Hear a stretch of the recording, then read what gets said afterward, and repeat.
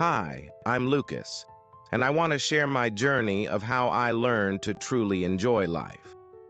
I live in Rio de Janeiro, Brazil, a city famous for its beaches, music, and energy. But for a long time, I was just existing, not really living. Every day was the same for me. I woke up early, grabbed a quick breakfast, and rushed to work. I was a junior manager in an office, and I spent hours in front of a computer, answering emails and attending meetings. It felt like I was always waiting for the weekend, but when the weekend came, I was too tired to enjoy it. One day, I was sitting at my desk, feeling exhausted, when my colleague João asked, "Lucas, when was the last time you did something just for fun?" I couldn't remember. That question stayed with me, and I started to wonder, am I missing out on life? A few days later, my friends and I took a trip to Sugarloaf Mountain. It was beautiful up there. The view of Rio, the sea, and the sky felt endless. João turned to me and said, "Lucas, life is not just about work. You have to live, really live. Don't wait for a perfect moment because it may never come." I realized he was right. That was the moment when everything changed for me. After that trip, I decided to make small changes. I woke up earlier to take a walk by the beach before work. Feeling the cool sand under my feet and hearing the waves was peaceful. Every time I walked by the ocean, I felt a little more alive. I stopped rushing through life. I started paying attention to the things I never noticed before. The taste of my coffee in the morning, the breeze on my face, or the sound of birds in the trees. On weekends, instead of staying at home, I tried new things. I joined a samba class with my friend Camila. At first, I was nervous. I had never danced before, and I thought people might laugh at me. But as the music played, I realized no one cared if I was perfect. We were all there to have fun. I let go of my fears, and soon I found myself laughing, dancing, and feeling free.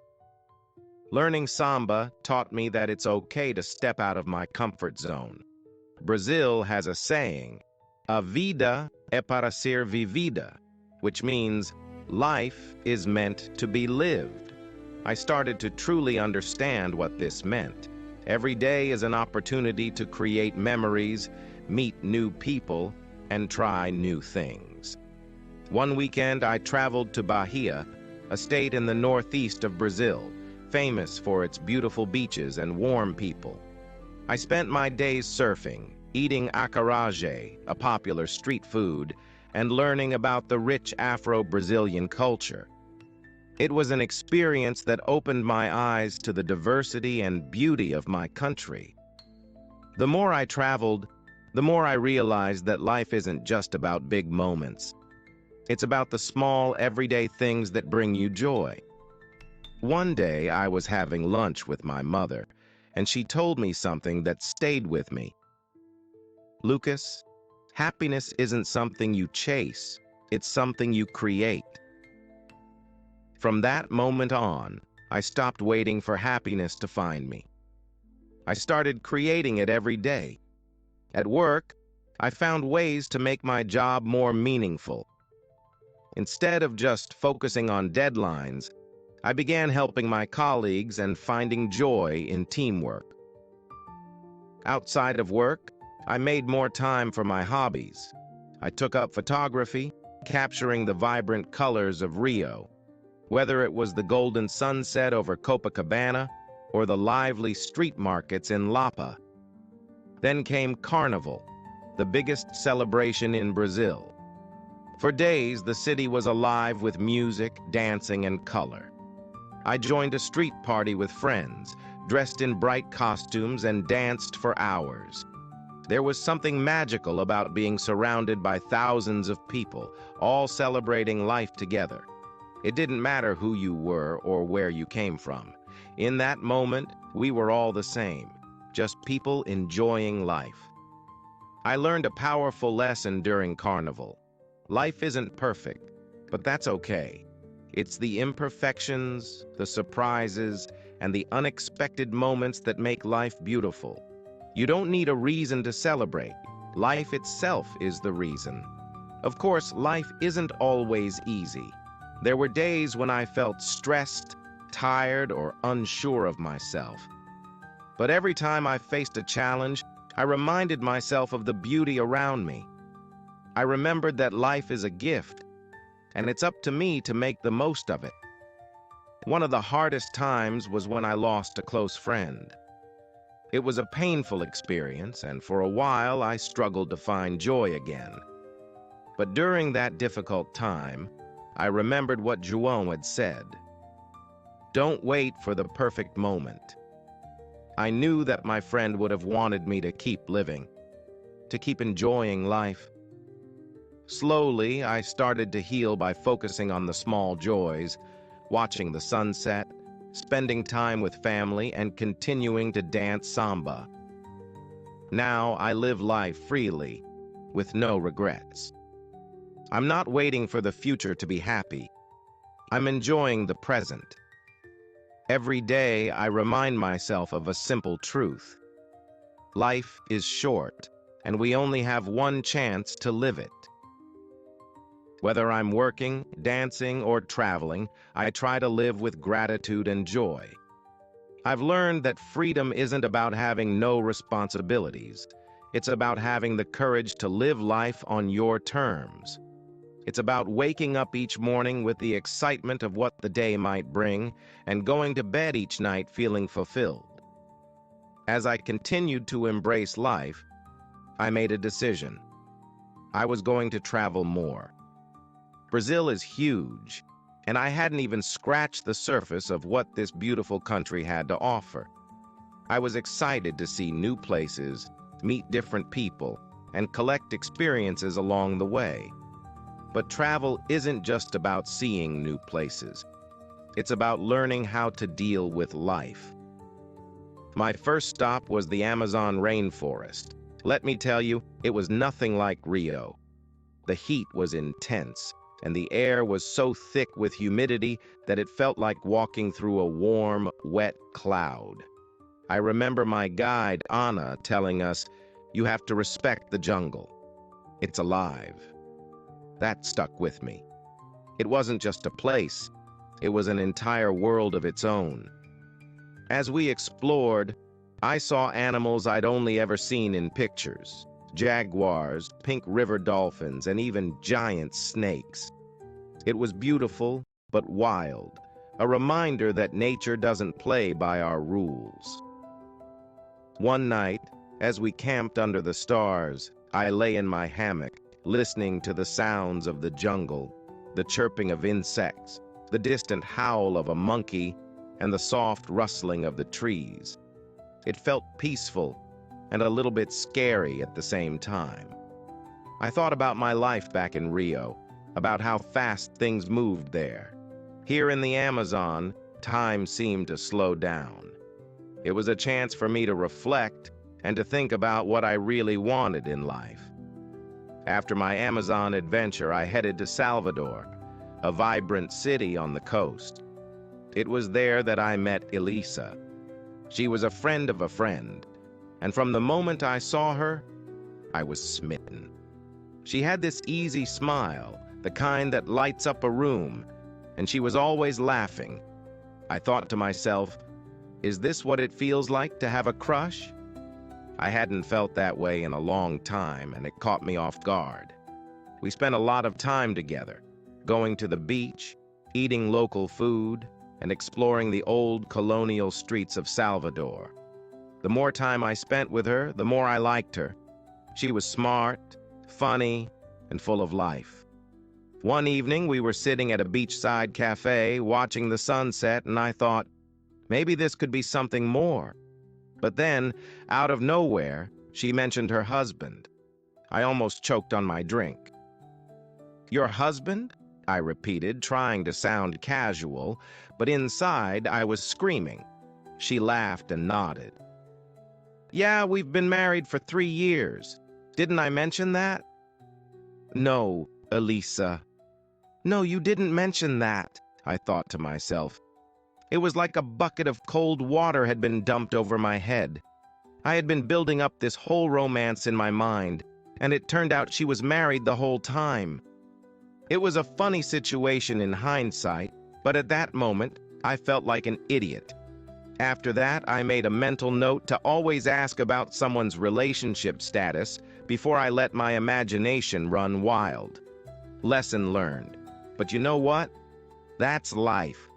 Sometimes things don't go the way you expect, and you just have to laugh about it. If there's one thing I've learned, it's that you can't take life too seriously. When I told my friends about the Elisa situation, they couldn't stop laughing. Camilla, my best friend, said, "Lucas, you always find yourself in the most ridiculous situations." And she was right. But I realized something important. Life is too short to get upset over things you can't control. It's better to laugh and move on. One time I was at a small party with friends, and we were playing this game where everyone had to share an embarrassing moment. I told them about a time when I was a kid and tried to impress a girl by showing off my surfing skills. I wasn't much of a surfer back then, and as soon as I got on the board, I wiped out spectacularly in front of her. To make things worse, when I finally surfaced, I realized my swimsuit had been pulled down by the waves. I was mortified at the time, but now it's one of my funniest memories. That story made everyone laugh so hard they were in tears. Moments like that remind me that it's okay to make mistakes, and it's even better if you can laugh at them. Life is full of awkward, funny, and ridiculous moments, but those are the things that make it memorable. So how do you deal with life? I've realized it's all about perspective. When things go wrong, instead of getting frustrated, I ask myself, what can I learn from this? Every challenge is an opportunity to grow, and every mistake is a lesson. Take travel, for example. Not everything goes according to plan when you're on the road. I've missed flights, lost luggage, and once got horribly sunburned because I forgot to pack sunscreen on a trip to Florianopolis. But each of those experiences taught me something valuable. I learned to be more patient, more prepared, and to go with the flow. And you know what? It's the unplanned moments that make the best stories.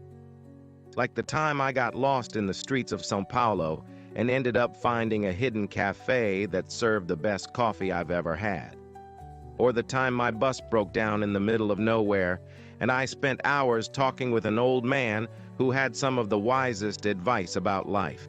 He told me, "Lucas, you can plan all you want, but life will take you where it wants to go. Just enjoy the ride." After the Elisa incident, I promised myself that I wouldn't let awkward moments define me. Life is too short to be embarrassed all the time. Besides, when you travel as much as I do, weird things happen all the time. And honestly, it's better that way. A few weeks later, I decided to take a trip to a small coastal town called Paraty. It's famous for its cobblestone streets, colonial buildings, and beautiful beaches. I was excited to get away from the noise of the city and spend some time relaxing. But as usual, things didn't go exactly as planned. I was supposed to catch a bus early in the morning, but being the genius I am, I overslept. By the time I woke up, the bus had already left. I rushed to the bus station hoping to catch the next one, only to find out that there wouldn't be another bus for hours. Great, I thought. This is going to be a long day. I sat down on a bench, feeling frustrated, when an old woman sat next to me. She must have noticed my mood because she smiled and said, "You know, sometimes missing the bus is the best thing that can happen to you." I looked at her, confused. She continued, "Life has a way of putting us exactly where we need to be, even if we don't realize it at the time." I wasn't sure if she was trying to cheer me up or if she was just crazy, but I decided to go with it. We ended up talking for hours. She told me about her life, how she used to be a dancer, traveling all over the world, and how she met her husband while performing in Argentina. Her stories were full of adventure, love, and lessons about living freely. By the time we finished talking, I wasn't even mad about missing the bus anymore. In fact, when the next bus finally arrived, I almost didn't want to leave. I felt like I had learned something important that day, that sometimes the best moments in life are the ones you don't plan. When I finally made it to Parity, I checked into a small bed and breakfast run by a friendly couple. The place was cozy, with hammocks in the garden and the sound of the ocean in the distance. It was the perfect spot to unwind. One evening, while I was having dinner at a local restaurant, I noticed a woman sitting alone at the bar. She was beautiful, with dark hair and a quiet confidence about her. We made eye contact a few times, and eventually I worked up the courage to go talk to her. Her name was Sophia, and she was a photographer, traveling through Brazil to capture the beauty of the country. We hit it off right away. We talked about everything: photography, travel, life, and our dreams for the future. The more we talked, the more I liked her. Over the next few days, we spent a lot of time together. We explored the town, went to the beach, and even went on a boat tour of the nearby islands. I started to feel like there might be something special between us. But then, one evening, as we were walking along the beach, Sophia dropped a bombshell. "I need to tell you something," she said, looking serious. My heart sank. Here we go again, I thought. "I'm married," she said, her voice soft. I couldn't believe it. Not again, I thought. This was Elisa all over again, but this time I didn't feel angry or upset. I just laughed. I mean, what are the chances? Twice in 1 month. Sophia smiled, relieved that I wasn't mad. "I'm sorry I didn't tell you sooner," she said. "I just didn't want to ruin the fun we were having." And you know what? She was right. We had been having a great time, and just because she was married didn't mean we couldn't still enjoy the rest of our trip. So, I decided to let it go. We spent the rest of the evening watching the sunset, laughing about how ridiculous life can be sometimes. As I've gotten older, I've realized that life is full of surprises. Some good, some not so good. But if there's one thing I've learned, it's that you have to roll with the punches. Whether it's missing a bus, falling for a married woman twice, or getting lost in a foreign country, you have to find the humor in it. Life is too short to be serious all the time. One of my favorite quotes is, "Life isn't about waiting for the storm to pass. It's about learning to dance in the rain." And that's exactly what I've been doing, learning to enjoy the ride, no matter where it takes me. And speaking of learning, let me tell you about the time I had a crush on my gym trainer. Her name was Carla, and she was in incredible shape. Every time I saw her, I tried to impress her by lifting heavier weights than usual or running faster on the treadmill. I was sure that she'd notice me. One day, I decided to ask her out. I rehearsed what I was going to say all morning, trying to sound cool and confident. But when the moment finally came, I was so nervous that I blurted out, "Do you want to, maybe lift weights together sometime?" She looked at me like I was crazy. "You know I'm married, right?" she said, raising an eyebrow. Of course, I had no idea. I tried to play it off, but I was so embarrassed that I almost tripped over a dumbbell on my way out of the gym. Looking back, it's hilarious, but at the time I thought I'd never live it down. So how do I deal with life when things don't go as planned? I laugh. I find the humor in every situation, no matter how awkward or uncomfortable it is. Life is unpredictable, but that's what makes it exciting. And as for love, well, I'm still working on that part. But for now, I'm happy traveling, meeting new people, and collecting stories. Who knows what's next? Maybe I'll meet someone who isn't married.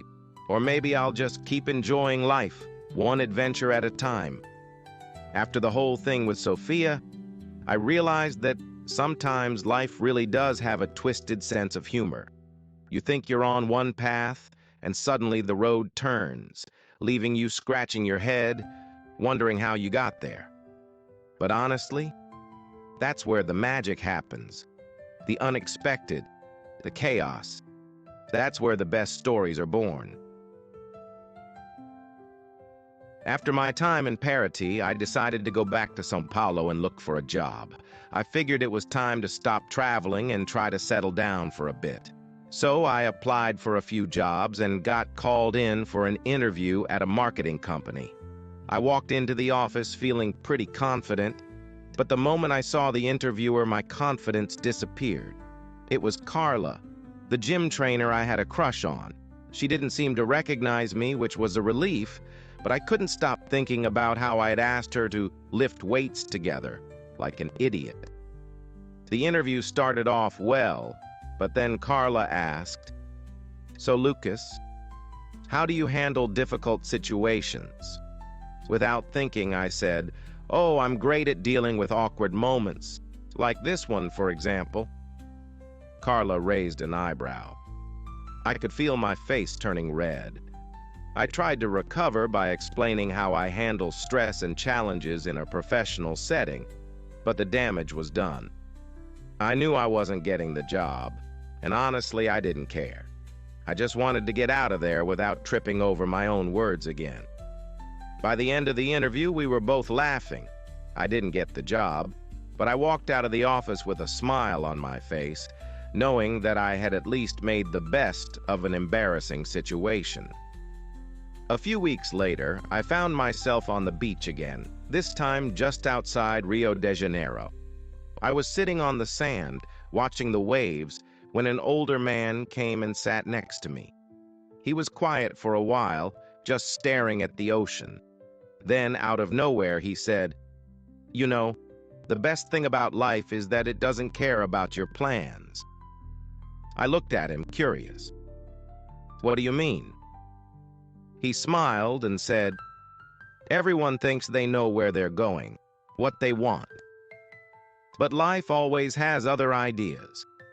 The trick is to stop trying to control everything. Let life surprise you. That's when the real adventure begins." We talked for hours after that. The man had lived an incredible life. He had traveled the world, started his own business, lost it all, and built it back up again. He told me stories about sailing in the Mediterranean, getting lost in the deserts of Egypt, and even meeting the love of his life at a small cafe in Paris. But the thing that stuck with me the most was his attitude. He didn't take life too seriously. He laughed at his mistakes, found joy in the simple moments, and never let failure stop him from trying again. It was the kind of attitude I aspired to have. Fast forward a few months, and I was back in Sao Paulo attending a wedding. A friend of a friend had invited me, and I figured, why not? Free food, good music, and maybe even a chance to meet someone new.